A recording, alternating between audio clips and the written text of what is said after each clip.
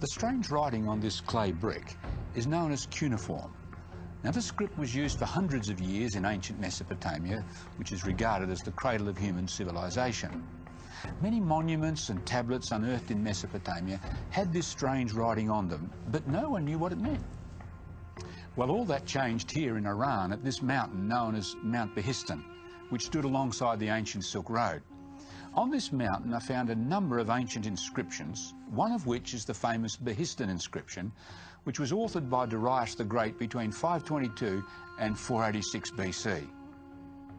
The inscription tells the story in 3 languages of how Darius put down multiple rebellions in Persia after the death of Cyrus the Great. And you can see Darius with his foot on the chest of one rebel and others with ropes around their necks being led toward him. Now, the 3 different versions of the same text are written in 3 different cuneiform script languages: Old Persian, Elamite and Babylonian. Now, being in 3 languages, it meant that just like the Rosetta Stone with 3 languages led scholars to decipher the Egyptian hieroglyphic writing, so after many years of hard work, scholars, especially Sir Henry Rawlinson, were able to decipher the ancient cuneiform writing of the Mesopotamians. Now they could read the cuneiform on the clay tablets and the walls of the palaces. And as a result, we can now understand much of the history, the culture and religion of the peoples of Mesopotamia, such as the Sumerians, the Assyrians, the Babylonians and the Persians. And as with the deciphering of the Egyptian hieroglyphs, it also demonstrated that the history depicted in the Bible was accurate and not a bunch of fairy tales, myths or legends. For example, this piece of real brick from ancient Babylon has the name of King Nebuchadnezzar of Babylon on it, a man who's mentioned numerous times in the Bible. Then there's this black obelisk of King Shalmaneser III of Assyria. Now you'll notice on one of the panels this man bowing down to the king.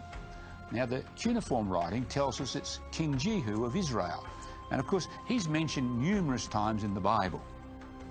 Also mentioned is a king of Assyria, known as Sargon, who captured the city of Ashdod. However, for a long time, critics of the Bible said this was a myth, a Bible blunder, because they knew of no such king in Assyria. But after deciphering the cuneiform script, one of the first names scholars read on these clay tablets was that of Sargon II. And not only that, but when archaeologists excavated the ancient city of Ashdod in Israel, they discovered the fragments of a stele of Sargon II. Little wonder, you see, that the great archaeologist W.F. Albright said this about the Bible: "In the centre of history stands the Bible.